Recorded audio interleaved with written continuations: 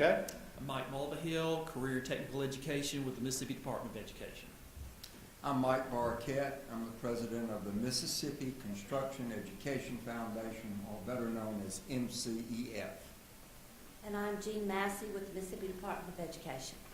And I'm Wanda Land with the Mississippi Development Authority. I'm the workforce director there. And if you don't know what the Mississippi Development Authority does, we're the economic development arm of the state government. And we bring businesses to the state and we keep those here happy. All righty. I'm going to ask this panel first to tell these students what you see the workforce looking like in the next 3 to 5 years. How do you see it changing, or what jobs do you see coming, going? Just give us a crystal ball forecast of what you see happening as they begin their college careers.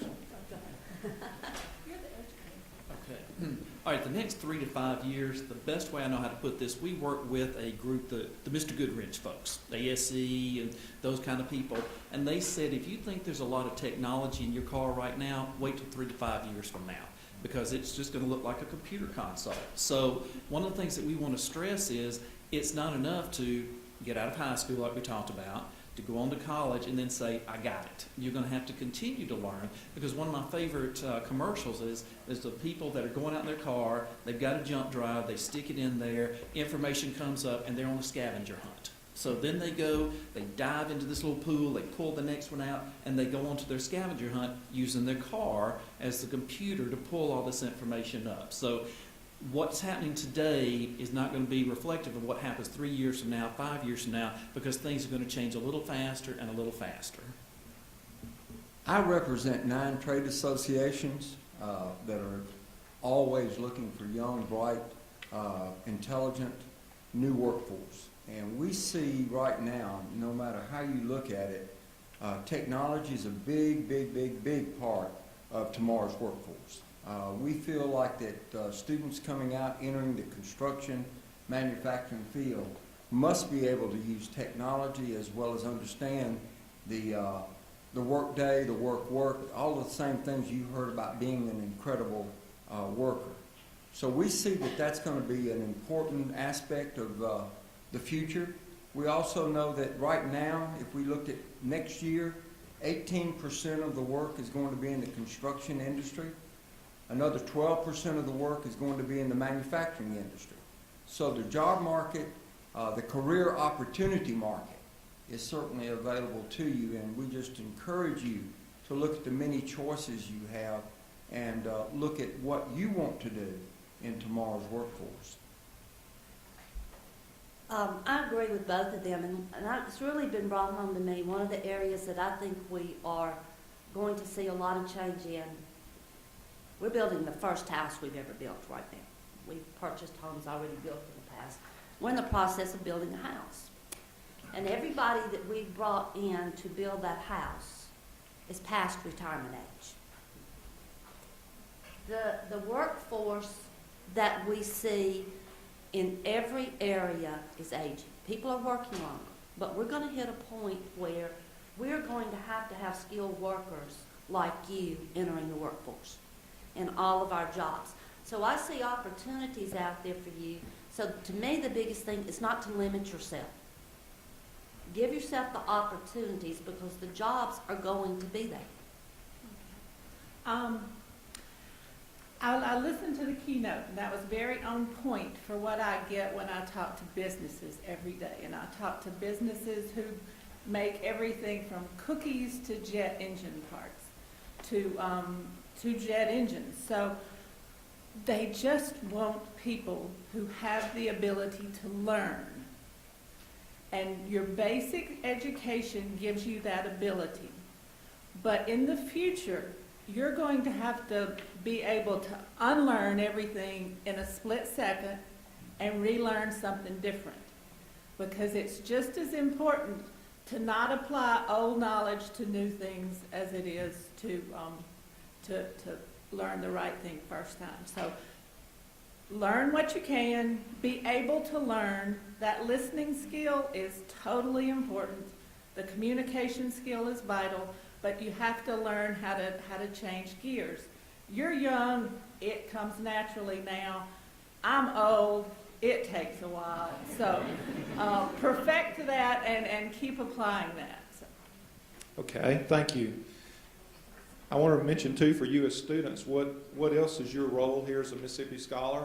You're an ambassador for us and also for your school to go back and tell your peers about why they need to take this course of study that we're challenging you with.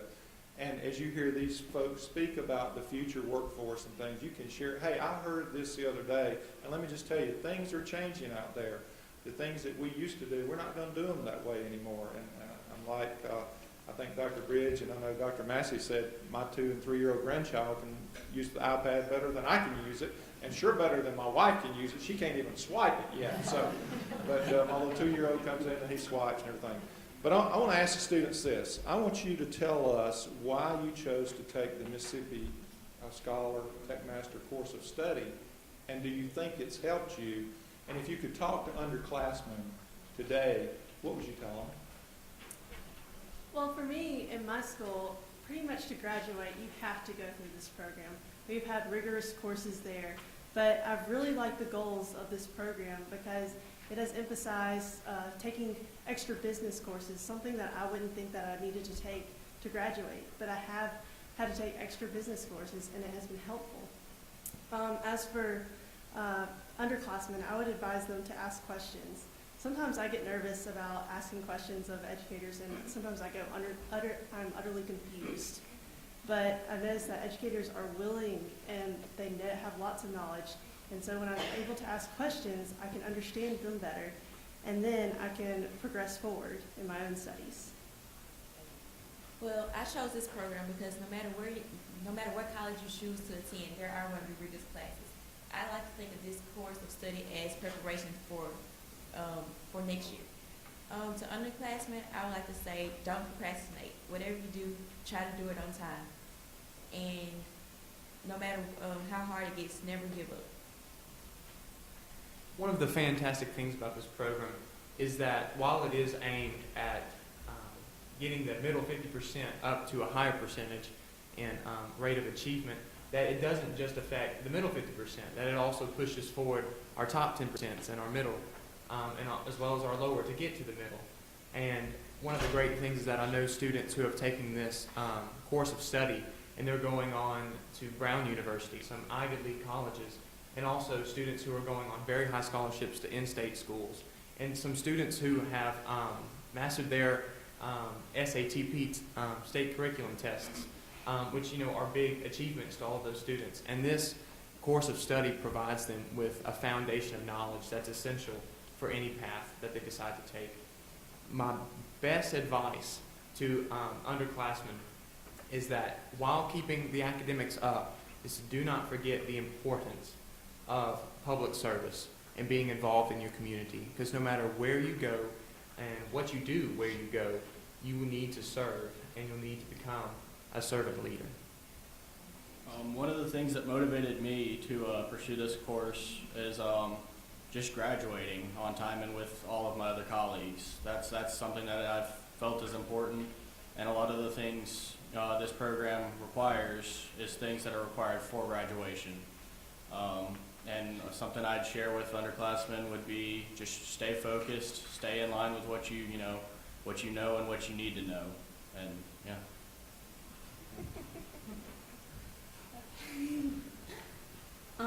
I'm the one that I'm not a Mississippi Scholar. Up until I was in the 10th grade, I was on track to be a Mississippi Scholar. Well, I went on a trip to Kentucky with our FFA, and one of the women that was our chaperone, her daughter graduated in 2011 or 2012. And we were talking about the Mississippi Scholars Program, and she said that basically the conversation we had, I was led to believe that Mississippi Scholars only gave scholarships to people that were going to be going into the medical field. Well, now, up until about 3 weeks ago, I didn't know that I wanted to be, I didn't know I wanted to go into respiratory therapy. Up until about 3 weeks ago, I wanted to be a teacher. But I wish I would have gotten into the Mississippi Scholars Program and kept up with it, because I lacked 2 classes of being a Mississippi Scholar and being able to have all of those scholarship opportunities. But something I would say to the middle schoolers and like just underclassmen, anywhere from 6th grade on, is do not just limit yourself to you want to be a teacher, because 3 weeks, 8 weeks from graduation, you'll change your mind. You will change your mind. Just whatever you do, have a backup plan. For that backup plan, have another backup plan. Don't limit yourself. Have options. Give yourself options. They're way smarter than we are. Counselors, principals, I don't know if you realize the resource that you have in a Mississippi Scholar student that's a senior to go talk to your middle schoolers. I mean, you listen to they can say a whole lot more than we can say as adults to a class of kids that are thinking, oh, that old guy out there, he don't know what he's talking about, but their peers can speak to them. Now, as a student, I'm going to let you tell us, I'm going to let you tell the educators and the business people, what is it that we could help you with, either with information or opportunities, or what is the thing, I'm trying to see how I want to phrase this question. What is the thing you need from us most to help you make decisions about your future? Is that a good way to put it? Can you answer that? And then after that, if you have questions, we've got just a few minutes left. So be thinking, all right, what is the thing that we can most help you with? Well, this past Monday, a woman from the local bank came to our school and was telling our seniors about banking and kind of how that worked, and everything that she was telling us about, like interest rates and how to get a loan and everything. And whenever you get a $400 check, that doesn't necessarily mean that you have $400. But I mean, she told us that Monday we're 8 weeks from graduating. There were some people that had to buy their first car by themselves in 10th grade that needed to know that information. So it's kind of like, it feels like we've kind of not necessarily had information withheld from us, but we're kind of getting the information a little late. I mean, like, there are 10th graders that needed to know what we found out Monday. And I mean, we don't know how to pay bills. I learned it until, in 8th grade, I learned how to write a check. From 8th grade until Monday, that's all I learned about banking. I mean, I kind of feel like we need more information sooner. Yeah, I'm kind of in the same boat, just making sure that all the information that we have is up to date, current on things that we need to survive in current day. One of my favorite motivational sayings is, you become what is expected of you. And I believe that one of the great things about this program, as well as some of the finest teachers in all of America sitting here in Mississippi, is that our teachers believe so much in so many students, but unfortunately some students, they're not being believed in enough. And when I say believed in, that's very vague. However, giving them the opportunities and expecting them to reach success by giving them the foundations of an essential knowledge is key to having our students go forward. And from a teacher perspective, they've been doing a fantastic job, and it's a never-ending job. You always push forward and continue pushing forward. And I believe that continuing our curriculum, moving forward, I believe that's the strongest point that our teachers can have. I believe that schools should make it mandatory that one of our electives should be something of entrepreneurship, resume writing, or interviewing. Because in my JMG class, we are working on it, but it's only a select few students who can enroll in jobs for Mississippi graduates. But I think, in order to get a job or to obtain a job, you need to know how to do these things in order to look good for the interview, look good on your resume.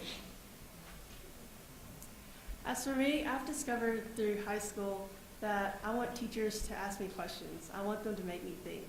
Even though I know it takes us longer as students to really think about a process, and sometimes we're more confused than we were when we had the question.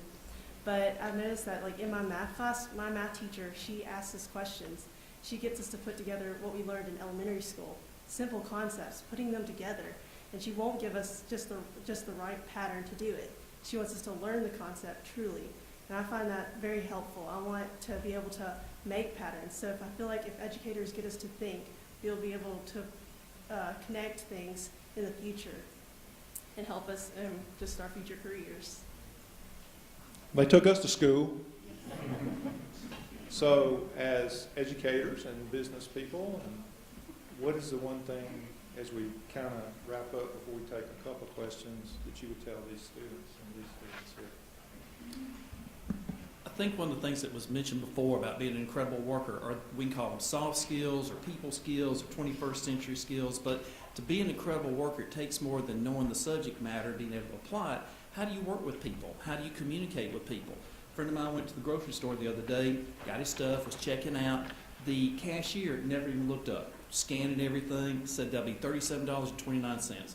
My friend pays for it and gets the receipt and says, well, how about a thank you? Cashier says, it's on the receipt. So probably want to do a little better than that, and those are probably the most important things that I can mention as you move forward is focus on those people skills and those soft skills as much as you do some of the harder skills. I agree. Nothing irritates me more than not to make eye contact with someone when you're purchasing something and you want to say, you know, I appreciate what you've done. Just to assume that is not a good idea at all. But I would say to you, for me, there are a lot of options that you have to explore all the career choices that are out there for you. There are some that you may not even consider today that once you explore them and you see where they exist and how far you can go in them, you may make a different choice. I would just say to you, look at the different options, look at the different career paths that are available, and explore some of those, because you may be surprised, given the technology, given all of the things that we do today, the way you earn and the way a career starts out today may not be the way it ends up a year from now or 2 years from now. So explore those options and make sure you're doing what's right for you, not necessarily what's right for someone else or following the leader, but choose wisely as you get ready to make those career choices. I'll add, you never know where your employer's going to come from or who's watching. I was a high school principal for 13 years at Northwest Rankin. By the time I left that high school and went to the Department of Ed, I had probably hired 25 or 30 people that had been students of mine. I was not worried so much about what they did in college. I remembered how they act in high school. Okay? So it's not just what you do in college, it's what you do at all times. So remember, you're setting yourself up for your future careers. Well, Mike with the beard took mine. But it's basically, don't discount any career, because I looked at the statistics and I can't remember them offhand, but more than 25% of the enrollees in career tech at community college now have a college degree. So if you find that you get into something and you go, I'm not sure that this is what I want to do, change your mind. Don't invest time and mama's money in it to only have to go do something else. And so I think to explore careers, to look at what is available where you want to be. Information is power, so I think you should do that. But don't discount a career because you think it's not up to your standards. I know a lot of welders who make 2 times as much as most college graduates do. And I have a good friend that thinks everybody should learn how to weld. And I sort of agree. I agree. My son Okay. does that. We got just a couple of minutes. Any burning questions from our audience that you want to ask? Okay. I don't really have a question, but I do want to make a comment about an article I read this morning in the New York Times, which said that President Obama is giving out grants for people who are educators who are trying to give students life experience or work experiences. And I think that's something we really need to try to key in on, helping our students understand more about how to write a check, what is interest, how do you buy a car, helping students understand when they say, I want to be a vet, do you really know what a vet does? Because I work for the legislature, and I had an intern who was about to graduate from the University of Mississippi, and he thought he knew what he wanted to do. But after he spent 8 weeks with us, he decided, I don't really want to do that. I want to get a master's in public administration, after he had hands-on experience working with us. So I think we really need to try to help our students get out in those field areas, or get them attuned to videos or whatever it takes to let them know what those jobs are really like. Then we won't have to worry about them going 4 years or 6 years